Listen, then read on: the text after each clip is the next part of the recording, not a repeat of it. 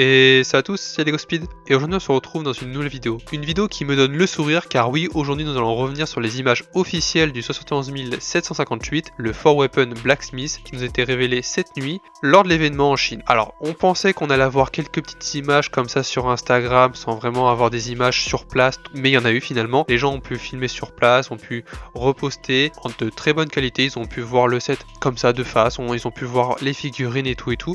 Donc on va revenir là-dessus dans la vidéo. Mais voilà, alors pour vous donner mon avis, voilà, Lego, vous savez faire ce que vous savez faire, c'est-à-dire en mode ils savent nous faire des sets, vraiment des sets qui sont des 10 sur 10, vraiment des sets qui sont des masterclass. Très clairement, Lego, je ne sais pas ce qu'ils attendaient depuis un moment pour nous faire des sets comme ça, parce que rien que les vagues Legacy qu'on a eu en 2019, 2020, 2021, les sets étaient plus ou moins bons, mais ça manquait de structure, c'était plus des véhicules. Donc là, franchement, c'est ouf, c'est vraiment, voilà. La forge, pour moi, elle est juste parfaite, c'est la représentation parfaite de la forge qu'on voit dans l'épisode pilote. Pour ce qui est des figurines, on va y revenir, mais clairement c'est quasiment un 10 sur 10, c'est quasiment un 10 sur 10. Mais pour moi, j'ai vraiment envie de l'acheter Day One, le premier jour au Lego Store, mais je sais qu'au lieu de 100 €, on pourra la voir à 80-85 € 2-3 semaines après.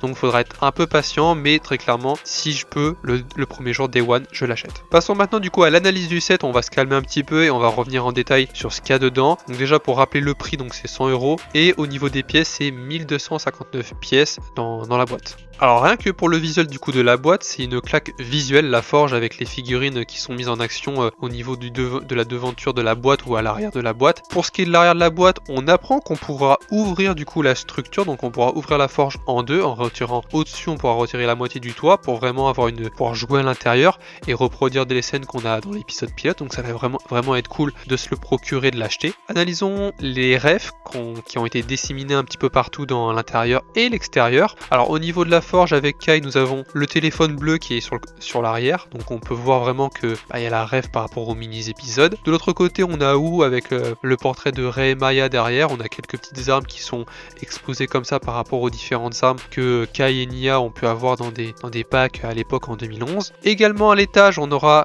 dans le toit, ça sera vraiment dissimulé. On aura d'un côté le casque du Samouraï X et de l'autre côté on aura la cagoule de Kai qui seront accompagnées de cartes à collectionner. Donc c'est des mini cartes comme ça qui sont représentées par rapport aux cartes de l'époque qu'on pouvait avoir dans les Spinjitzu en 2011-2012, donc ça fait vraiment plaisir ces petites refs. Pour ce qui est de la devanture de la forge, on a les panneaux du magasin qui sont bien représentés, franchement c'est très bien fait. Logiquement, derrière vraiment la devanture, on pourra bouger un petit peu et il y aura la carte qui pourra tomber, donc c'est la carte qui indique les emplacements des armes d'or dans l'épisode pilote. Donc cette carte là, on l'avait eu à la SDCC en 2025, donc voilà. En mode on se disait est-ce que ça serait pour la saison 4, est-ce que c'est pour la vague Legacy, et bah finalement c'était bien pour la vague Legacy, donc c'est la carte qui mène aux emplacements des armes d'or, une petite réédition. Voilà, une ref qui n'est pas des moindres pour terminer, c'est le panneau, c'est écrit interdit de marcher sur la pelouse.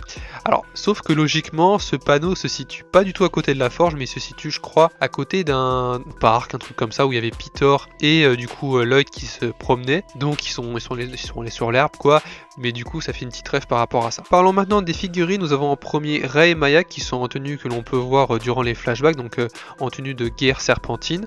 Alors si je devais chipoter, j'aurais aimé des impressions sur les bras de Rei pour que ce soit 100% fidèle à la figurine que l'on voit dans les flashbacks ou sur l'illustration que je vous mets juste là. Mais du coup, voilà, je chipote un petit peu, le visage est parfait, les jambes, le torse, tout est nickel. Voilà pour ce qui est de Rei. Pour Maya, j'aurais également préféré qu'il fasse un vrai visage avec des rides un peu comme Rei, parce que lors des flashbacks de la guerre serpentine, on voit déjà qu'elle a des rides, alors que là ils ont mis une tête d'une figurine de fille, de femme lambda quoi. Donc c'est un peu dommage qu'ils aient passé le coche de ça, alors que la tête de la figurine avait été déjà faite pour la forge, pour les sets de la saison 7 justement. Donc c'est un petit peu dommage, mais on verra quand je pourrai me procurer le set pour faire un petit custom avec l'ancienne figurine de Maya pour comparer les figurines, mais bref. Pour parler justement du coup des enfants, on passe aux enfants du coup Kai et Nia. Pour ce qui est de Kai, il est en tenue de forgeron, on l'avait déjà eu dans un autre set, c'était du coup dans la Ninjago City Market, que Lego avait pu créer du coup une petite scène où il y avait une pièce de forgeron, donc on avait Kai qui forgeait une épée. Donc voilà, on nous remet officiellement la figurine de Kai forgeron dans le set pour les 15 ans pour la vague Legacy. Donc voilà, pour ce qui est de Kai, c'est une bonne figurine. Voilà. voilà, c'est juste au niveau des cheveux, pourquoi le bandeau? Voilà, vous me direz en commentaire, mais voilà. Pour ce qui est de la figurine de Nia, c'est clairement un remake de sa figurine qu'on avait en 2011-2012, elle est clairement parfaite, je n'ai rien à redire sur la figurine, c'est juste un waouh. Et avant de terminer, nous avons la figurine de Maître Wu qui avait déjà du coup leak la semaine dernière.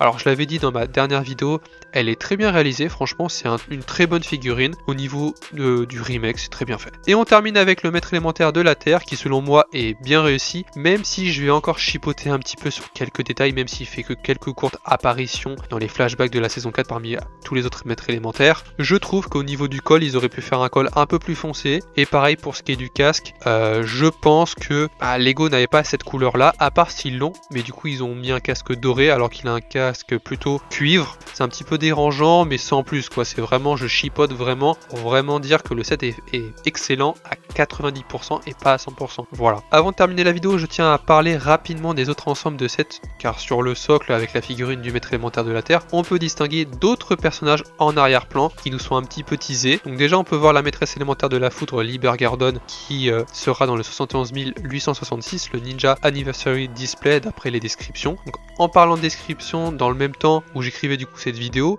on a eu une liste de figurines qui devrait être dans le 71861 The Alto, donc la vieille ville, qui est également un set Legacy d'après la setlist qu'on a depuis un moment. Voici les figurines que nous devrions avoir, donc on aurait la figurine de Wu, la figurine de Garmadon et la figurine du premier maître du Spinjitzu qui seront des figurines exclusives pour le 15e anniversaire. Si on regarde bien sur les silhouettes derrière le maître élémentaire de la Terre, on peut distinguer un personnage avec un chapeau comme Wu, puis derrière lui les cheveux de Garmadon, et de l'autre côté on aurait du coup la figurine de Wu au niveau des cheveux. Donc les figurines de Wu et Garmadon jeunes seront selon moi durant la guerre serpentine et pas ceux qu'on avait pu avoir dans le flashback d'Asphira quand ils étaient enfants. Donc pour moi on aurait du coup le premier maître du Spinjitzu qui serait du coup derrière, et après on aurait Wu et Garmadon. Donc au niveau des silhouettes on pourrait voir, mais pour l'instant on n'a pas de visuel, mais ça serait les figurines qui seraient pour le 15e anniversaire pour ce set. Pour les autres figurines on devrait avoir Faith, donc j'ai fait une petite recherche, c'est Heavy Metal qui est du coup Confiance dans la saison 9. On aurait également Mistake, donc ça serait une figurine exclusive parce que pour l'instant on n'a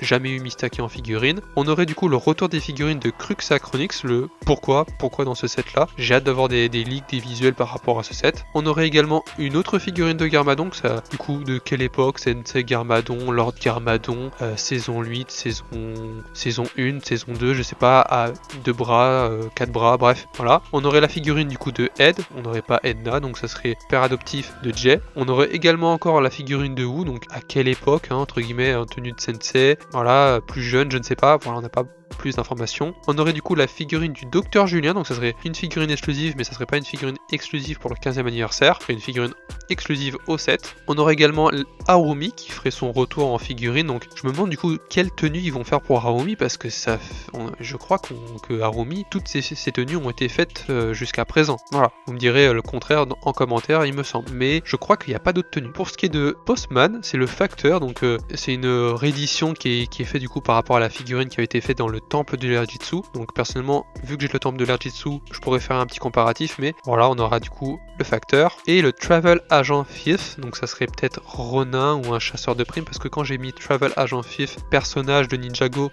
dans la barre de recherche de Google, j'ai eu des images de Ronin, d'un chasseur de primes, donc soit Rogue, donc Jay, c'est un peu bizarre. Et au niveau des figurines de nos ninjas, on aurait tous nos ninjas, donc on aurait Lloyd, Kai, Zane, Jay, Cole et Nia, et on aurait deux figurines de méchants, on aurait deux loyalistes, on nous a mis un x2 au niveau de la description, donc ok. Voilà pour ce qui était des figurines, ça va être vraiment ouf. Franchement, il y a plein de figurines exclusives, déjà les figurines pour le 15e anniversaire, les figurines qui sont inédites comme le Docteur Julien, le facteur qui est de retour, bref, Harumi, les mains du temps, bref, wow, quoi, c'est en mode si vraiment la description est vraie, franchement c'est quelque chose de fou. Donc pour l'instant on n'a pas de description par rapport à ce set, voilà, on ne sait pas à quoi ça va ressembler. On avait eu des informations, des rumeurs comme quoi ça serait les cartes Ninjago bord de mer, donc un petit peu là où on avait du coup un moment entre Lloyd et Harumi dans les quartiers lors de la saison 8 quand ils se sont un peu promener en dehors du palais, voilà.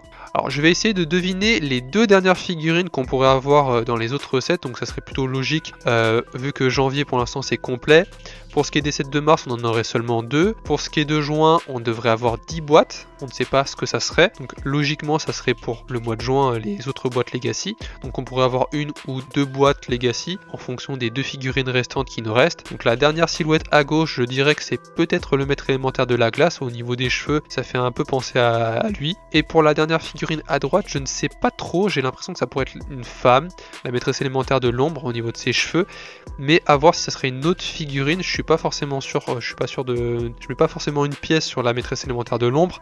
Mais on verra quand on aura plus d'informations sur les d'autres sets Legacy à l'avenir. Voilà pour ce qui était du set du 4-Weapon Blacksmith et également des informations qui ont leaké entre temps par rapport aux autres sets Legacy qui seront du coup disponibles le 1er janvier 2026 sur le set de Lego. En parlant du set Lego, le set en question, donc le 4-Weapon Blacksmith, a été mis officiellement sur le site de Lego, du Lego Shop, et du coup on pourra l'acheter dès le 1er janvier 2026. Donc voilà, n'hésitez pas à me donner votre avis en commentaire, si vous aussi vous allez l'acheter Day One ou si là vous allez attendre un petit peu les réductions. Donc voilà,